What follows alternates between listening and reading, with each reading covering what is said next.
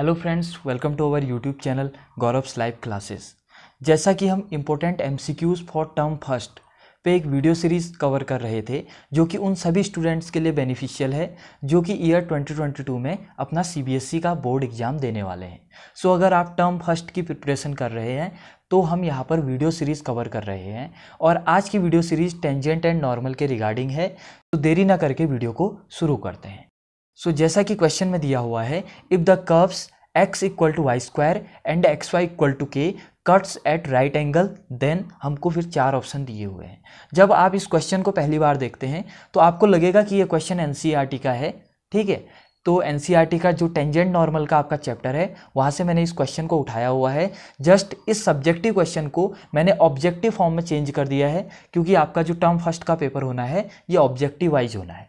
तो चलिए फिर इस क्वेश्चन को हम सॉल्व करते हैं, और आप चाहें तो वीडियो पॉज करके एक बार आप खुद से भी ट्राई कर सकते हैं, क्योंकि एनसीईआरटी का क्वेश्चन आपसे ये क्वेश्चन हो जाना चाहिए। बट अगर आपसे ये क्वेश्चन नहीं हो पाता है और अगर आपको टेंजेंट नॉर्मल समझ में नहीं आता है, सो मैंने टेंजेंट नॉर्मल पे एक वीडियो बनाया हुआ है जिसमें कि मैंने टेंजेंट नॉर्मल को बेसिक से लेकर एडवांस तक पूरा आपको सारे कॉन्सेप्ट डिटेल में समझाए हुए हैं। उस वीडियो का लिंक डिस्क्रिप्शन में है, आप चाहें तो उस वीडियो को चेकआउट कर सकते हैं। देन आप टेंजेंट नॉर्मल पे जो हमारी ये क्वेश्चंस है इसको आप प्रैक्टिस कर सकते हैं। सो क्वेश्चन को डील करते हैं। क्वेश्चन के अकॉर्डिंग, इफ़ द कर्व, हमको 2 कर्व दिए हुए हैं। पहला कर्व है हमारा x equal to Y square, curve number first, equation 1, और सेकंड कर्व दिया हुआ है हमको एक्स वाई इक्वल टू के, और कहा गया है कि ये दोनों कर्व राइट एंगल में कट कर रहे हैं। यहाँ पर सोचने वाली बात है कि कर्व राइट एंगल में कट करेंगे, इसका मतलब क्या है। मान लीजिए कि ये 2 कर्व हैं और मैंने कहा कि ये 2 कर्व राइट एंगल में कट कर रहे हैं। इसका मतलब है कि इन 2 कर्व्स पे जो बना टेंजेंट है उनके बीच का एंगल 90 है। ध्यान दीजिएगा, जब 2 कर्व राइट एंगल पे कट करते हैं इसका मतलब होता है कि उन कर्व पे जो टेंजेंट मैंने मारा हुआ है उस पॉइंट पे, वो टेंजेंट असल में राइट एंगल पे कट कर रहे हैं। कर्व कभी भी राइट एंगल पे कट नहीं करते, उनका टेंजेंट राइट एंगल पे कट करता है। सो सिंपली हम बोल लेते हैं the curve cuts at right angle, यानी कि इस कर्व का जो टेंजेंट होगा जो कि ऐसा होगा, और ऊपर वाले कर्व का जो टेंजेंट होगा जो कि ऐसा होगा। इन 2 टेंजेंट के बीच में कितने का एंगल बन रहा है? 90 का एंगल बन रहा है। तो ये बात हमें समझनी है। मान लीजिए कर्व नंबर फर्स्ट है और ये कर्व नंबर सेकंड है। सो सिमिलरली ये टेंजेंट नंबर फर्स्ट हो जाएगा, ये टेंजेंट नंबर सेकंड हो जाएगा। देखिए, अगर ये राइट एंगल पे कट करते हैं, देखिए टेंजेंट असल में लाइन होती है, और आप जानते हैं कि जब 2 लाइन आपस में 90 डिग्री पे कट करती है तो उस केस में m1 into m2 equal to -1 हो जाता है। यहाँ पर m1 इंटू m2 क्या है, ये समझने वाली बात है। m1 है आपका स्लोप ऑफ फर्स्ट लाइन, ठीक है, स्लोप ऑफ फर्स्ट लाइन, और यहाँ पर हम टेंजेंट बोल देंगे, क्योंकि हम यहाँ पर लाइन पे डील नहीं कर रहे हैं, हम टेंजेंट पे डील कर रहे हैं। बट असल में समझने वाली बात है कि टेंजेंट भी असल में एक लाइन ही होती है। और दूसरा, अगर यहाँ पर m2 की बात करें, ये हो जाएगा आपका स्लोप ऑफ सेकेंड लाइन। तो यहाँ पर मैंने आपको बताया कि जब 2 लाइंस आपस में 90 डिग्री बनाते हैं तो उनके स्लोप का जो प्रोडक्ट होता है वो -1 के इक्वल हो जाता है। तो यहाँ पर जो टेंजेंट आपस में 90 डिग्री बना रहे हैं, क्योंकि जो कर्व कट कर रहे हैं किस पे कट कर रहे हैं? 90 डिग्री पे कट कर रहे हैं। मैं बार बार बोल रहा हूँ कि जब कर्व 90 डिग्री पे कट करते हैं इसका मतलब होता है कि उस कर्व पे जो हम टेंजेंट डालेंगे, उस पॉइंट पे, जिस पॉइंट पे वो कर्व कट कर रहे हैं, उस पॉइंट पे जो हम टेंजेंट डालेंगे दोनों कर्व पे, उनके बीच का एंगल 90 होगा। तो हम सिंपली बोल देते हैं the curve cuts at right angle. तो देखिए, सबसे पहले हम ये पॉइंट निकालते हैं कि किस पॉइंट पे ये कर्व 90 डिग्री पे कट कर रहे हैं, यानी कि इनका टेंजेंट 90 डिग्री पे कट कर रहा है। तो हमें ये पॉइंट P निकालना काफ़ी आवश्यक है। तो पॉइंट P कैसे निकालेंगे? देखिए, इन दोनों इक्वेशन से, 2 इक्वेशन है, 2 वेरिएबल हैं, तो हम इजीली x और y की वैल्यू निकाल सकते हैं। कैसे? ध्यान से देखिएगा, x equal to Y square है, तो x equal to Y square आप इक्वेशन नंबर 2 पे रख लीजिए। तो क्या हो जाएगा? वाई स्क्वायर, एक्स की जगह में वाई स्क्वायर रख दिया, into Y equal to k. So y cube equal to हो जाएगा आपका के। सो यहाँ से it implies that y equal to k की पावर 1/3। सो अगर आप यहाँ से x निकालें तो अब आप किसी भी इक्वेशन में x की वैल्यू रख सकते हैं, चाहे आप ऊपर रखिए चाहे आप नीचे रखिए। मैं ऊपर रख लेता हूँ इक्वेशन नंबर 1 पे। So from 1 from equation number 1, x equal to Y square है, x equal to Y square और y की वैल्यू है k की पावर 1/3, सो k की पावर 1/3 का स्क्वायर, सो ये हो जाएगा आपका k की पावर 2/3। सो यहाँ से हमें पता लगा कि जो पॉइंट निकला, सो पॉइंट P जहाँ पर कि कर्व आपके कट कर रहे हैं, वो पॉइंट होगा हमारा k की पावर 1/3 कॉमा k की पावर 2/3। सो सबसे पहले हमने पॉइंट निकाल दिया जो कि काफ़ी इंपॉर्टेंट है। अब ध्यान से देखिए, अब हमें क्या निकालना है, हमें निकालना है कि ये दो कर्व राइट एंगल पे कट कर रहे हैं। अगर ये दो कर्व राइट एंगल पे कट कर रहे हैं, इसका मतलब इनके टेंजेंट आपस में राइट एंगल पे कट कर रहे हैं, और अगर टेंजेंट राइट एंगल पे कट कर रहे हैं तो जो टेंजेंट का स्लोप होगा उनका प्रोडक्ट -1 के इक्वल होगा। सो हमें इनके टेंजेंट का स्लोप निकालना होगा। बोले तो slope of first tangent and slope of second tangent. तो कर्व के टेंजेंट का स्लोप कैसे निकाला जाता है, देखिए, slope of tangent of curve 1 of curve first. So देखिए, हमें कर्व फर्स्ट दिया हुआ है x equal to Y square, और मैंने आपको टेंजेंट का स्लोप निकालने का फॉर्मूला बताया है जो कि होता है dy/dx। So differentiate with respect to x, तो x के रिस्पेक्ट में डिफरेंशिएट करेंगे तो देखिए 2y dy/dx, मैंने पहले RHS को पहले डिफरेंशिएट कर लिया, इक्वल टू x को x के रिस्पेक्ट में डिफरेंशिएट करके 1 आएगा। सो dy/dx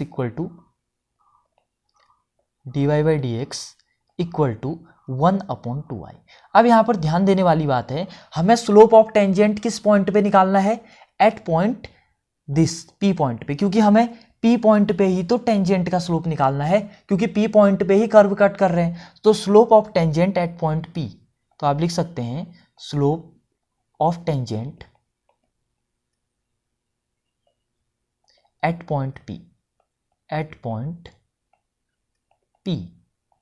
P पॉइंट पे निकालते हैं। तो ध्यान से देखिएगा, और मान लीजिए कि उसको मैंने m1 बोल दिया, सो कितना हो जाएगा, m1 equal to dy/dx at point P, और P पॉइंट क्या है मेरा, एट पॉइंट P, और P की वैल्यू कितनी है, k की पावर 1/3 कॉमा k की पावर 2/3, यानी कि जहां पर भी x होगा मैं k की पावर 1/3 रख दूंगा और y की जगह में k की पावर 2/3 रख दूंगा, और इतना बेसिक आपको आता होगा। सो देखिए 1/2y है, सो y की जगह में k की पावर 2/3, सो 2 × k की पावर 2/3, सो यही हो जाएगा। सो हमारी m1 की वैल्यू आई, m1 इक्वल टू 1/2 × k की पावर 2/3। सो ये हमारी m1 की वैल्यू आ गई, जिससे आप इक्वेशन नंबर A कंसिडर कर लीजिए। सो अब हमको सिमिलरली हमें जो आपका slope of tangent of curve 2 ये निकालना होगा। सो हमें slope of tangent of curve 2, देखिए यहां पर मैं इसको काफी डिटेल में बता रहा हूं, सो ये वीडियो लंबी हो सकती है, तो इसका मतलब ये कतई नहीं है कि जब आप एग्जाम में क्वेश्चन सॉल्व करने जाएंगे तो वहाँ भी आपका 10 से 15 मिनट लगेगा, क्योंकि वहाँ जो मैं आपको ऊपर लिख रहा हूँ ये थ्योरी आपको नहीं लिखनी होगी, आपको जस्ट कैलकुलेशन करना होगा, और कैलकुलेशन भी इतने डिटेल फॉर्म में नहीं करना होगा। कुछ कैलकुलेशन का पार्ट आप अपने माइंड में करेंगे, और कुछ पार्ट जो कि डिफिकल्ट हो जाता है उसको आप अपने कॉपी में करेंगे। सो वहाँ पर ये क्वेश्चन आपका 3 से लेके 4 मिनट में इजीली सॉल्व हो जाएगा, और अगर आपकी कैलकुलेशन फास्ट है तो आप 2 मिनट में भी इस क्वेश्चन को इजीली सॉल्व कर सकते हैं। So slope of tangent of curve 2, so curve 2 हमें क्या दिया हुआ है, xy equal to k। So यहां से differentiate this equation with respect to x। So देखिए इसमें मैं फर्स्ट इंटू सेकेंड लगा लेता हूं। सो x इंटू वाई का डिफरेंशिएशन dy/dx x के रिस्पेक्ट में, प्लस y इंटू x का डिफरेंशिएशन x के रिस्पेक्ट में कितना हो जाएगा, 1, इक्वल टू k कांस्टेंट है तो k का x के रिस्पेक्ट में डिफरेंशिएशन 0। सो यहां से देखिएगा dy/dx बराबर निकलेगा मेरा dy/dx equal to -y/x।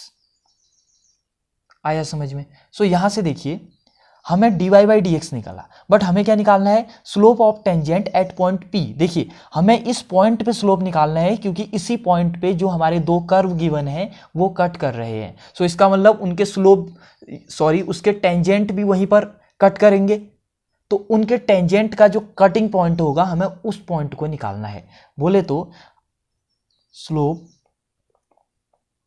Of tangent at point P। So point P पे हमें स्लोप ऑफ टेंजेंट निकालना है। सो क्या हो जाएगा, ध्यान से देखिए, इसको मैं m2 कंसीडर कर लेता हूं। m2 इक्वल टू हो जाएगा आपका dy by D x at point P, और P की जगह में वैल्यू कितनी है मेरी, k की पावर 1/2 सॉरी k की पावर 1/3 कॉमा k की पावर 2/3। सो रख लीजिए वैल्यू इक्वल टू, देखिए dy बाई डी एक्स की value minus Y by X आई। सो बोले तो माइनस y की जगह में रख लीजिए आप k की पावर 2/3, और x की जगह में रख लीजिए आप k की पावर 1/3। सो ये आ गया मेरा m2। सो इतना आपको समझ में आ गया होगा। अब देखिए, अब हमें क्या करना है, हमें देखना है कि ये टेंजेंट आपस में 90 डिग्री का एंगल बना रहे हैं। मैं बार बार इस बात को बोल रहा हूं कि हमें दिया हुआ है कर्व 90 डिग्री पे कट कर रहे हैं, तो इस बात को आप अपने जहन में डाल लीजिए कि आपको अगर कर्व 90 डिग्री पे कट कर रहे हैं, अगर ऐसा कहा है तो उसका मीनिंग होता है कि जो कर्व पे हम टेंजेंट डाल रहे हैं उस पॉइंट पे, जिस पॉइंट पे कि कर्व कट कर रहा है, सो उस पॉइंट पे जो हम टेंजेंट डालेंगे दोनों कर्व पे, जो कि मैं आपको यहाँ पर दिखा रहा हूँ, इन दोनों के बीच का एंगल 90 होगा। तो देखिए इस टेंजेंट को मैंने m1 माना, ठीक है, जो कि कर्व फर्स्ट पे डाला हुआ टेंजेंट था, और इस टेंजेंट को मैंने m2 माना, जो कि कर्व सेकंड पे डाला हुआ टेंजेंट था। सिंस दिस टेंजेंट्स, क्योंकि टेंजेंट भी तो आपस में लाइन्स ही होती हैं, सो ये जो दो लाइन है m1 एंड m2, ये आपस में 90 डिग्री का एंगल बना रही है। इसका मतलब इनका जो स्लोप होगा, उनका जो प्रोडक्ट होगा m1 इंटू m2, वो इक्वल टू होगा -1।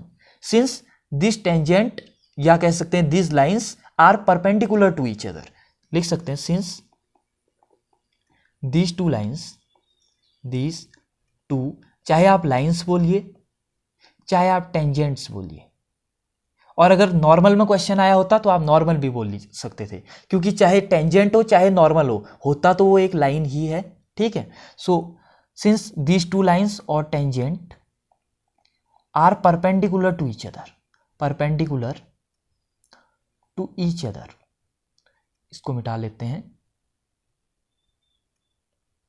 Perpendicular to each other. So इसका मतलब क्या हो जाएगा, जो इनका स्लोप होगा इन दो लाइंस का, उनका जो प्रोडक्ट होगा वो -1 के इक्वल होगा। बोले तो slope of first line m1 into slope of second line m2, इन दोनों का जो प्रोडक्ट होगा वो इक्वल हो जाएगा -1 के। सो पहला इक्वेशन हमारा क्या निकला था, m1 की वैल्यू 1/2k की पावर 2/3 इंटू m2 की वैल्यू कितनी निकली थी, देखिए माइनस k की पावर 2/3 अपॉन k की पावर 1/3 इक्वल टू -1। सो ध्यान से देखिएगा, इधर से माइनस कैंसिल आउट हो जाएगा। सो यहाँ से देखिए आप, k की पावर 2/3 से k की पावर 2/3 कैंसिल आउट। सो यहाँ पर 1/2 इक्वल टू k की पावर 1/3, क्रॉस मल्टीप्लिकेशन हो जाएगा। सो अगर आप दोनों साइड क्यूब करते हैं, क्यूबिंग बोथ साइड, क्यूब कर लीजिए दोनों साइड। सो देखिए 1/2 का क्यूब, 1/2 का क्यूब इक्वल टू k की पावर 1/3 का क्यूब। सो ये कितना हो जाएगा, देखिए अगर आप इसको सॉल्व करेंगे तो 1/2 का क्यूब, सो 1/8 इक्वल टू 3 से 3 cancel out equal to k। So यहाँ पर से आपका हो जाएगा, यहाँ पर कुछ गलती तो नहीं हो गई, देखिए तो जरा, 1/2y, सॉरी यहाँ पर एक गलती हो गई थी, ध्यान से देखिए। जो मेरे पॉइंट बनेंगे, मैंने पॉइंट को जस्ट उल्टा बना दिया था, ठीक है, देख रहे हैं आप, असल में पॉइंट ऐसे नहीं आएंगे, मैंने पॉइंट लिखने में थोड़ी सी गलती कर दी थी। यहाँ पर जो हमारे पॉइंट होंगे वो हो जाएगा हमारा P जो हमारा पॉइंट होगा, क्योंकि x की वैल्यू है हमारी k की पावर 2/3 और वहीं y की वैल्यू है k की पावर 1/3। सो यहाँ पर जस्ट हमारा उल्टा हो जाएगा, तो यहाँ पर हो जाएगा हमारा k की पावर 1/3, इसको मैं 1/3 लिख लूँगा, और इधर भी 2/3 वाला ऊपर चले जाएगा, 1/3 वाला नीचे चले जाएगा। तो इसका मतलब हो जाएगा आपका, ये हो जाएगा हमारा k की पावर 1/3, ये हो जाएगा k की पावर 1/3 और इधर पे k की पावर 2/3, यही हो जाएगा। सो यहाँ पर आप मल्टीप्लाई कर लीजिए, तो यहाँ पर भी सिंपल जैसा कि हमारा चल रहा था कि k की पावर 1/3 ये हो जाएगा, ऊपर भी k की पावर 1/3 और नीचे k की पावर 2/3। 1/3 से 1/3 कैंसिल आउट, सो k की पावर 2/3 बचेगा। उसके बाद आपको क्यूबिंग बोथ साइड करना है, तो यहाँ पर क्या बचेगा, k की पावर 2/3 का क्यूब, 3 से 3 कैंसिल आउट हुआ, तो इसका मतलब यहाँ पर बचेगा 1/8 equal to k square. So 8k square equal to 1। So ये हमारा आंसर आ गया। सो अगर आप चारों ऑप्शन में से देखें तो हमारा जो ऑप्शन नंबर फर्स्ट है, इसको अगर आप मल्टीप्लाई करें तो आप इसको लिख सकते हैं 8k स्क्वायर इक्वल टू 1। सो हमारा ऑप्शन नंबर फर्स्ट करेक्ट होगा। देखिए इस क्वेश्चन को आप चाहें तो याद भी कर सकते हैं। देखिए कुछ क्वेश्चंस को याद करना भी बेनिफिशियल होता है, क्योंकि इस क्वेश्चन में वेरिएशन आने के चांस बहुत कम है और इस क्वेश्चन को एज इट इज दिया जा सकता है। सो अगर आप इस क्वेश्चन को डायरेक्टली इसका रिजल्ट याद कर लेते हैं तो आपका इस क्वेश्चन को करने में जो टाइम लगेगा वो सेव हो सकता है, और उस टाइम पे जो आप डिफिकल्ट क्वेश्चन होगा आप उसको सॉल्व कर सकते हैं। नो डाउट अभी आपको ये क्वेश्चन प्रैक्टिस करनी चाहिए, आपको कॉन्सेप्ट भी आना चाहिए, क्योंकि हो सकता है कि एग्जाम में आपका जो इक्वेशन है उसको चेंज कर दे बट आपका कॉन्सेप्ट सेम रहे। यानी कि ये जो दो इक्वेशंस आपको दिए हुए हैं, ये दो इक्वेशंस एग्जाम में चेंज कर दिया जाए, तो उसके लिए आपको कॉन्सेप्ट तो पता होना चाहिए। अगर आपको एग्जाम में as it is same question आया है तो आप चाहें तो इसका रिजल्ट भी याद कर सकते हैं, यानी कि 8k स्क्वायर इक्वल टू 1 हो जाता है, क्योंकि ये NCERT का क्वेश्चन है और शायद आपको ये रिजल्ट याद भी होगा। देखिए मुझे ये रिजल्ट याद था, इसलिए मुझे अचानक से पता लग गया कि यहाँ पर k स्क्वायर आता है ना कि k, तो इस वजह से मैंने जस्ट ऊपर देखा कि मैंने किस स्टेप पे क्वेश्चन को रॉन्ग किया हुआ है, और जैसे ही मैंने ऊपर देखा तो मुझे समझ में आ गया कि मैंने इस स्टेप पे क्वेश्चन को रॉन्ग किया हुआ है, मैंने पॉइंट को यहाँ पर उल्टे लिए हुए हैं। तो इसलिए कुछ जो स्टैंडर्ड क्वेश्चंस होते हैं उनके रिजल्ट याद करना भी बहुत ज़रूरी होता है, बट ये बात साथ ही साथ आप याद रखिए कि प्रैक्टिस इंपॉर्टेंट है, प्रैक्टिस को आप छोड़ नहीं सकते। सो इस क्वेश्चन का जो आपका फाइनल कॉन्सेप्ट है वो यही है कि जब दो कर्व किसी पॉइंट पे कट करते हैं, देखिए मान लीजिए कि ये दो कर्व हैं, ये दो कर्व आपस में कोई भी एंगल बना रहे हैं, मान लीजिए कि थीटा एंगल बना रहे हैं, जरूरी नहीं है कि वो 90 एंगल बनाए, तो थीटा एंगल अगर दो कर्व बना रहे हैं तो इसका मतलब है कि जो कर्व पे डाला हुआ टेंजेंट है उस पॉइंट पे, जिस पॉइंट पे कर्व कट कर रहे हैं उस पॉइंट पे जो कर्व्स पे हमारा डाला हुआ टेंजेंट है उनके बीच का एंगल थीटा है, ये एंगल हमारा थीटा है। बट हम सिंपल भाषा में बोल देते हैं कि कर्व आपका थीटा एंगल पे कट कर रहा है, बट असल में उस पॉइंट पे जो कर्व पे हम टेंजेंट डालते हैं उन टेंजेंट्स के बीच का एंगल थीटा होता है। और एग्जाम में कुछ भी आ सकता है, थीटा इक्वल टू 90 हो, 60 हो, 70 हो, 80 हो, कोई भी आपका थीटा की वैल्यू आ सकती है depending upon the question. So I hope आपको ये क्वेश्चन समझ में आया होगा, आपको ये कॉन्सेप्ट भी समझ में आया होगा। यहाँ पर मैं वीडियो एंड करने से पहले एक बात आपको बताना चाहूँगा, अगर आप क्लास 12th में पढ़ते हैं और टर्म फर्स्ट के लिए आप प्रिपरेशन कर रहे हैं तो आप हमारा डिस्क्रिप्शन चेकआउट कर सकते हैं। डिस्क्रिप्शन में जो आपको पहला लिंक मिलेगा वो हमारे प्लेलिस्ट का है, जिसमें कि हमने टर्म फर्स्ट में जो क्वेश्चंस आने वाले हैं MCQ वाले, उसका हमने 100 से ज़्यादा क्वेश्चंस उस प्लेलिस्ट में हमने अपलोड किए हुए हैं, और हमने वो प्लेलिस्ट वीडियो वाइज बनाया हुआ है, यानी कि एक वीडियो में सिर्फ एक क्वेश्चन। इससे वीडियो की लेंथ भी हमने ज़्यादा लंबी नहीं रखी है, और आपको डिफरेंट वैरायटी के क्वेश्चंस भी मैंने वहाँ पर प्रोवाइड करवाए हैं। वो क्वेश्चन ना ही JEE मेन के हैं और ना ही आपके 1 लाइनर क्वेश्चंस हैं, ये सभी क्वेश्चंस आपके सब्जेक्टिव क्वेश्चंस हैं, जो कि मैंने exemplar, RD Sharma, previous year और आपका NCERT और भी बहुत सारी बुक्स जो क्लास 12th CBSE बोर्ड के लिए स्पेशली आपकी बेनिफिशियल है, उस बुक से मैंने सब्जेक्टिव क्वेश्चंस को ऑब्जेक्टिव क्वेश्चंस के फॉर्म में मैंने उनको कंस्ट्रक्ट किया हुआ है, क्रिएट किया हुआ है। तो आप चाहें तो उन क्वेश्चंस को आप डेफिनेटली ट्राई कर सकते हैं, आपको हर एक क्वेश्चन में एक नया कॉन्सेप्ट मिलेगा। सो चलिए इसी के साथ वीडियो को एंड करते हैं, मिलते हैं अगली वीडियो में एक नए क्वेश्चन के साथ, एक नए कॉन्सेप्ट के साथ। तब तक आप अपनी पढ़ाई करते रहिए, और अगर क्वेश्चन से रिलेटेड कोई भी डाउट आता है तो आप कमेंट में हमें पूछ सकते हैं, हम आपके कमेंट का डेफिनेटली रिप्लाई देंगे। तो चलिए फिर वीडियो को एंड करते हैं। Thank you very much.